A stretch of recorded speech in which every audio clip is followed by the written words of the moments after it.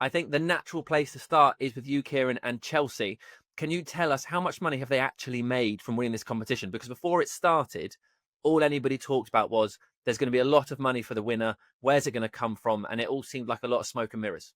Chelsea have made approximately £85 million from participation in the FIFA Club World Cup.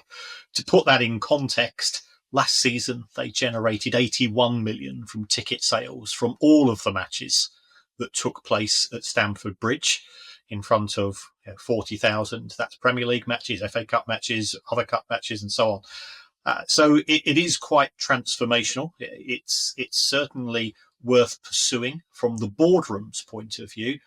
And on top of that, there may have been bonuses from sponsors. Not that Chelsea have a front of shirt sponsor, as we know, but we don't know whether Nike might have had a clause in their contract, which means that they have to shell out more.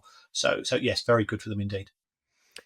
In terms of that 84 million, is that counts as pure profit? Does that go into PSR in a 100% maximum capacity for them to then just go and spend money? Yes, it's classified as revenue. The way that PSR works, it's based on profit, so therefore you've got to take away the costs. From what we've seen and heard, Chelsea have gone beyond the budgets that FIFA gave. Effectively, FIFA gave them a hotel allowance and a daily allowance for this, that, and the other. But even so, the extra costs would not have been particularly significant. The players would have received significant bonuses, and we don't know whether Brighton have sneaked in a clause as far as part of the João Pedro deal that if Chelsea won the FIFA Club World Cup, that would trigger one of the add-on fees. So you'd have to take all of those away. But even so, it will be very substantial. Against that, Chelsea are an elite football club, and therefore they would normally have had some form of international pre-season tour, which they've not managed to take place. So I think you've always got to look at things on a netto basis, as Ruud Gullit used to say. Nice. Graeme, obviously they've spent a lot of money in the last few windows and this window. Do you expect them to use some of that money now? Yeah, they've obviously done a lot of work with Liam Delap coming in as well as João Pedro, as we've talked about. It's fascinating, actually. I didn't pay an awful lot of attention to the Club World Cup, but one of the players I did pay a bit of attention to was a future Chelsea player in Estevao, who went quite a long way to the tournament, so they've got him coming in as well. Yeah, they are doing things. The goalkeeper situation is something they are looking at. They're trying to sign Mike Maignan from AC Milan prior to the tournament. I still believe they have an interest in him. Centre halves as well is something to look at.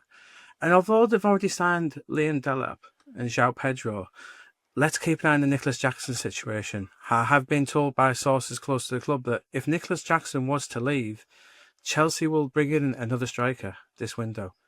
So they're not done yet. It's a fascinating club to follow, it really is. And so could they, for instance, become involved in the Hugo Ekitike situation? We know they like him. Benjamin Sesko. We'll talk about Arsenal a bit in the podcast. But yeah, Chelsea, keep an eye on them with the strikers. It's not done and dusted yet. That has surprised me. Mark, I'd like to get a different perspective from you on this because you're in a unique position, unlike the rest of us who observe football from the outside. You've been literally in the middle of it. Starting with the Club World Cup, would that have been a competition you would have wanted to be involved in if you were officiating? Like, would you have seen it as an honour to have been refereeing in the final, for example? Yeah, I think every referee would love to be involved in the Club World Cup. It's a FIFA tournament, and referees look at the World Cup as the number one tournament. The UEFA Euros is number two. And certainly this is now going to be up there because it's a competition which brings the best referees together, the best VARs together. Yes, it's not necessarily this competition had the best teams in it because some teams didn't qualify. But as a referee, every referee wanted to referee the final. Unfortunately, the two English referees that went, Michael Oliver and Anthony Taylor, couldn't have refereed the final because Chelsea were present in this final, which would have, cost court. Certainly, FIFA wouldn't allow an English referee to referee an English side because of the fairness and things like that. So, but as a referee, certainly I would have loved to be certainly a part of that final, even though it does impact in your season because every referee and it's like every player wants a break after the hard season that they've had, and then now within 4 weeks they're going to be back into the Premier League. But I'm sure that, that they would have enjoyed their experience. From a referee, I mean, I just don't know the answer, so I'm asking. From a referee's perspective, if you're at a big tournament like the Euros or the World Cup or the Club World Cup, we know what the players are doing because we see so much of it. It's caught by so many cameras. They have their training sessions, then they'll have, like, I don't know, darts in the hotel or whatever. But what's the situation like for referees in that situation? Because obviously you have to be fit to keep up with the games, but can you just sort of be a tourist? No, never can be, because you've also got, I don't know where the base was, but, say the base was in Miami, for example, logistics, the flights, the time differences, they would have flown the day before games, they train every day. The hardest thing, I think, when I've experienced in tournaments, certainly the Euros, is the boredom, because once you finish training, what else do you do? Yes, they provide what the players get, PlayStation, pool tables, mini football tables, whatever they try to get to try to keep you entertained. But it's the same with players as well. It's the boredom level, and you start, you're sitting in your room on your own a lot. And it's quite difficult to come back to certainly, you do your games, you come back into a routine. But when the tournament's finished, it's really difficult to adjust back to normal life, because you've been so used to the same routine for 30 days. And it's like really difficult when you do come back into normal life. Let's talk one last very specific question on refereeing at the Club World Cup. What were your views and your thoughts on the way they used VAR, the referees announcing it in the stadium, seeing decisions on screens? And do you think that's the future?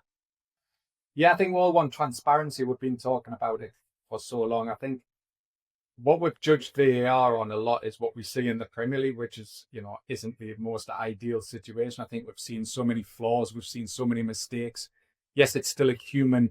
When it comes to subjective decisions, it's still a human being making that decision. It's not the technology. The technology is only great when we're talking about factual decisions, the offsides, the ball out at play.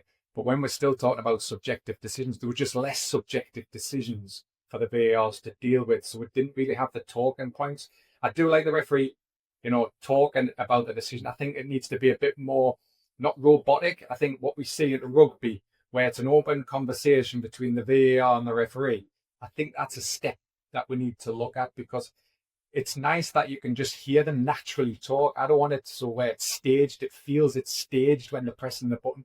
I would prefer that the VAR and the referee are talking while the process is going on. So the referee can say, can I have a look at that angle? Or I'm not sure he slipped into the challenge. I don't think it's got the force. And when I saw it on the field of play, and have that dialogue, I think that's one step forward. But I think what I did really like was the body cams. I'm not talking about, because, we're talking about body cams right down to grassroots level, which certainly will help referees going forward. But what it does, it gives the video for the TV companies. Certainly there was a red card. I think it was Rico Lewis from Manchester City. When he went into that challenge, that angle that the referee had was perfect. And you can actually see the challenge, the nature of the challenge, the speed of the challenge, and nobody can complain. And I think that would be given a great insight, but certainly now, because TV companies are demanding a lot, I think it's a great step forward that we can actually see what the referee says. Kieran, I saw you nodding a lot there. As fans, you want an understanding, because let's face it, if we're honest, that as fans, A, we're partisan, and B, half the time we don't know the rules. So in order to take away some of the hysterical overreaction that you get, if you actually see that it's a conversation between two professionals, then I think some of the lunacy that you'll see on social media might pipe down a bit, and the player cam, or sorry, the referee cam is fantastic, because you do see that angle which you don't see anywhere else. And the referees are professionals. They know where position A is on every meter of the pitch, and they're always there. So I think it's a fantastic proposition. And I would imagine that the broadcasters, it gives them something to debate at the end of the game as well. Have to ask you, as something of an expert in the upper echelons of power within the game, what were your thoughts on Donald Trump's involvement in Chelsea's celebrations? I found it bizarre. I think if you look at Infantino's actions, because Infantino has had many trophy awards. He even presented me in 2016 when he was working at UEFA. He presented me with my medal.